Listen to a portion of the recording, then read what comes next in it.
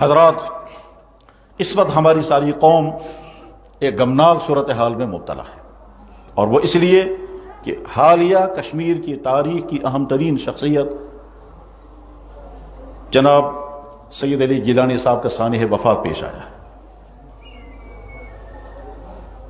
یقیناً اس وقت پوری دنیا میں چپے چپے میں ان کا تذکرہ ہو رہا ہوگا۔ گیلانی صاحب کی زندگی مختلف میدانوں میں بٹی ہوئی بڑی پرجوش زندگی رہی ہے۔ ان کی زندگی کے متعلق اس وقت کوئی تعزیتی گفتگو نہیں کرنی ہے، ہم تو نماز پڑھنے کے لیے اس وقت جمع ہوئے ہیں۔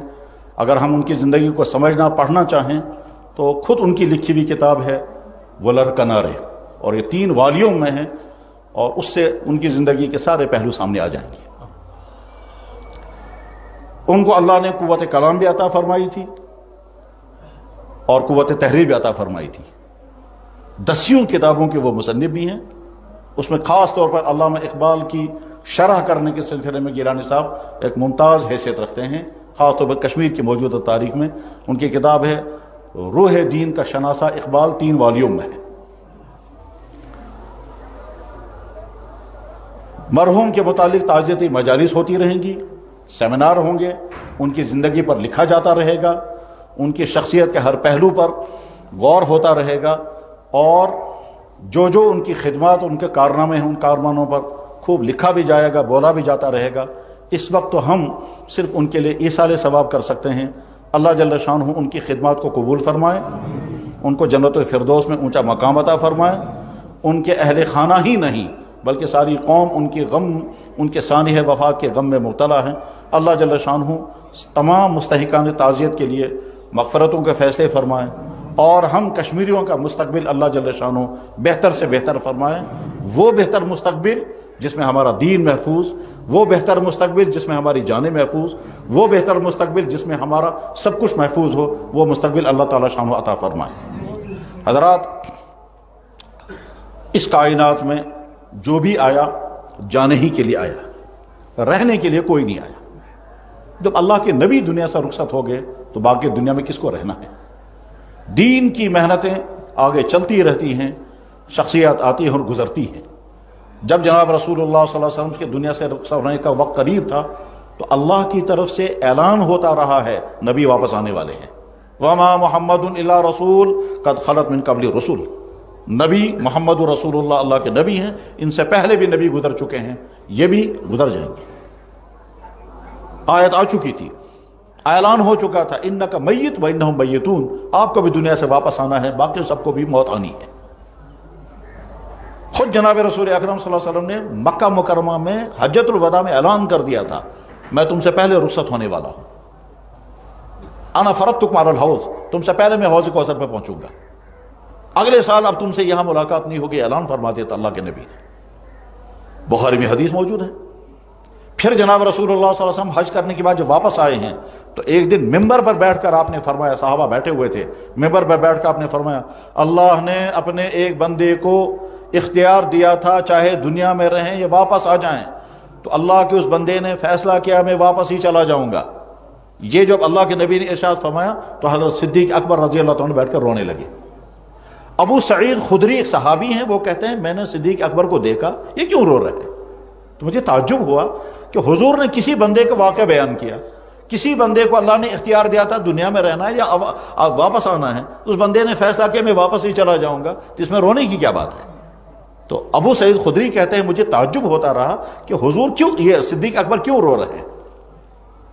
کسی کو سمجھ میں نہیں آیا۔ جناب رسول اللہ صلی اللہ علیہ وسلم نے دیکھا کہ صدیق اکبر کی آنکھوں میں آنسو ہیں، اور حضور سمجھ گئے کہ میں جو کہہ رہا ہوں صرف صدیق اکبر سمجھ پایا، کیونکہ میں تو اپنے بارے میں کہہ رہا ہوں، ظاہر میں حضور نے نہیں کیا کہ میں کس کے بارے میں کہہ رہا ہوں۔ صدیق اکبر سمجھ گئے کہ یہ جو حضور کہہ رہے ہیں کسی اللہ کے بندے، یہ کوئی نہیں ہے، یہ حضور خود ہیں۔ تو جب حضور نے دیکھا کہ صدیق اکبر بلک بلک کر رونے لگے ہیں تو حضور نے فرمایا صدیق اکبر صبر کرو، برداشت کرو۔ پھر فرمایا کہ کسی کا میرے ذمہ کوئی حق باقی نہیں ہے، صدیق اکبر کا حق میں ادا نہیں کر سکتا۔ اس کے بعد آپ نے فرمایا اس دنیا میں اب سب سے بڑا حادثہ میرا دنیا سے جانا ہے۔ چنانچہ اللہ کے نبی علیہ السلام جب رخصت ہوئے ہیں تو اس وقت اتنا بڑا حادثہ پیش آ گیا کہ حضرت عمر فاروق رضی اللہ عنہ کا دماغ قابو میں نہیں رہا۔ اور حضرت عمر فاروق رضی اللہ عنہ نے اعلان کر دیا جو یہ کہے گا محمد کی وفات ہو گئی میں گردن اڑاؤں گا، جو یہ کہے گا حضور دنیا سے میں زندہ نہیں رہنے دوں گا، یہ وہ کہہ رہے تھے۔ اور جس وقت یہ واقعہ حادثہ پیش آئے گا، مجھے وفات نبی کا تفصیلی تذکرہ اس وقت نہیں کرنا ہے، بخاری شریف میں پورا باب ہے وفات النبی صلی اللہ علیہ وسلم کا، اور سیرت کی تمام کتابوں میں آتا ہے کہ اللہ کے نبی علیہ الصلوۃ والسلام بیمار ہوئے، 13 دن بیمار رہے، بدھ کے دن بیماری سٹارٹ ہوئی، پھر جمعرات کا دن آیا، یہ 28 صفر تھی، پھر 13 دن حضور بیمار رہے، یہ 12 ربیع الاول کا دن تھا، صبح کی نماز کا وقت تھا، 17 نمازیں حضور مسجد میں پڑھا نہیں سکے تھے، جمعرات کے دن مغرب کی نماز حضور نے آخری نماز پڑھائی ہے، عشاء کی نماز حضور نہیں پڑھا سکے، پھر جمعے کے دن فجر کی نماز اور ظہر کی نماز، عصر اور مغرب اور عشاء، پھر سنیچر کے دن 5 نمازیں، اتوار کے دن کی 5 نمازیں، یہ 16 نمازیں ہو گئی۔ ان 16 نمازوں میں حضور مسجد نہیں آ سکے اور صدیق اکبر رضی اللہ عنہ کو امام بنایا۔ بلکہ وہاں بخاری میں یہ بھی آتا ہے کہ مغرب کی نماز جو حضور نے جمعرات کے دن پڑھائی، عشاء کی نماز کے لیے لوگ مسجد میں جمع تھے، آدھی رات کے قریب وقت ہو چکا تھا، حضور بے ہوش تھے، جب تھوڑا سا ہوش آیا تو حضور نے فرمایا اصلی الناس، مسجد میں نماز ہو گئی؟ تو حضرت عائشہ نے عرض کیا کہ نہیں یا رسول اللہ آپ کا انتظار ہے۔ حضور نے فرمایا مجھے وضو کرو، چلو جب وضو کرایا گیا پھر حضور اٹھے تھے نماز پڑھانے کے لیے، مگر پھر بے ہوش ہو گئے اور گر گئے، بے ہوش ہو گئے۔ تھوڑی دیر کے بعد جب ہوش آیا پھر فرمایا اصلی الناس، عرض کیا کہ نہیں آپ کا انتظار ہے، فرمایا چلو مجھے وضو کراؤ میں نماز پڑھانے جاؤں گا۔ 2 یا 3 مرتبہ اسی طرح ہوا، تیسرے مرتبہ حضور نے فرمایا مرو ابا بکر یصلی بالناس، ابو بکر سے کہو لوگوں کو نماز پڑھاتے۔ اور اس کے بعد تفصیلات ہے۔ بہرحال ابو بکر صدیق کو اطلاع چلی گئی، صدیق اکبر نے نماز پڑھانی شروع کی، جمعرات کے دن عشاء کی نماز حضور صدیق اکبر نے پڑھائی۔ اس کے بعد پھر سوموار کے دن فجر کی نماز میں امام آگے آ چکا تھا حضرت صدیق اکبر، اور جناب رسول اللہ صلی اللہ علیہ وسلم اپنے کمرے کا پردہ ہٹایا، تو صحابہ کو سمجھ میں آ گیا کہ حضور کے کمرے کا پردہ ہٹ گیا، اس کا مطلب شاید حضور آنے والے ہیں۔ صحابہ حضرت انس کہتے ہیں ہم نے ارادہ کہتے ہیں نماز توڑ دیں اور نماز توڑ کر کے جا کے پہلے حضور سے ملاقات کریں، حضور کی صحت ٹھیک لگ رہی ہے۔ حضور نے ایک نظر ڈالی اور بعد میں پردہ ڈال دیا۔ صدیق اکبر رضی اللہ عنہ نماز پڑھا کر کے اندر تشریف لے گئے تو دیکھا کہ حضور کی حالت بہت اچھی ہے، صحت بالکل ٹھیک ہے۔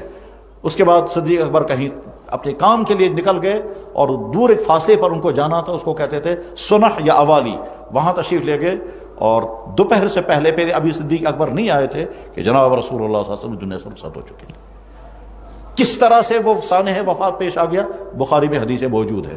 بہرحال جب صدیق اکبر رضی اللہ عنہ واپس آئے تو دیکھا حضرت عمر تلوار ہاتھ میں لے کر مسجد نبی میں چل رہے ہیں، فرما رہے ہیں جو یہ کہے گا کہ محمد کی وفات ہو گئی میں اس کے گردن اڑاؤں گا۔ حضرت صدیق اکبر آئے اور اندر گئے، اندر جا کر کے دیکھا جناب رسول اللہ صلی اللہ علیہ وسلم کی جسم اطہر پر چادر ڈالی گئی ہے، آپ نے چادر ہٹائی اور پھر حضور کے چہرے کو ایک بوسہ لیا اور ساتھ میں آپ کی آنکھوں سے آنسو گر کر کے حضور کے رخسار پر گر گئے اور واپس آ گئے، اور واپس آنے کے بعد سیدھے ممبر پر بیٹھ کے فرمایا من کان یعبد محمدا فإن محمدا قد مات، جو محمد صلی اللہ علیہ وسلم کی عبادت کرتا تھا وہ سن لے حضور دنیا سے جا چکے۔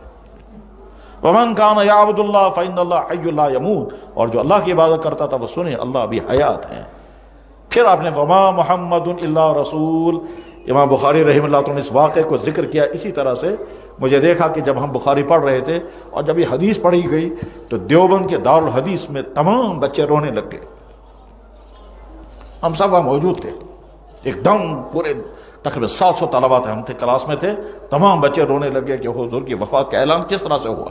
جب صدیق اکبر رضی اللہ عنہ نے کہا من کان یعبد محمد فإن محمدا قد مات ومن کان یعبد اللہ فإن اللہ حی لا یموت وما محمد، حضرت عمر بن خطاب کہتے ہیں کہ میرے کپی طاری ہو گئی اور میں ٹک نہیں پایا، کھڑا رہ نہیں پایا، اور اس کے بعد میرے پاؤں مجھے سہار نہیں سکے، میں نیچے بیٹھ گیا، اور نیچے بیٹھنے کے بعد میں نے کہا یہ تو سچ ہے، حضور تو گزر چکے ہیں۔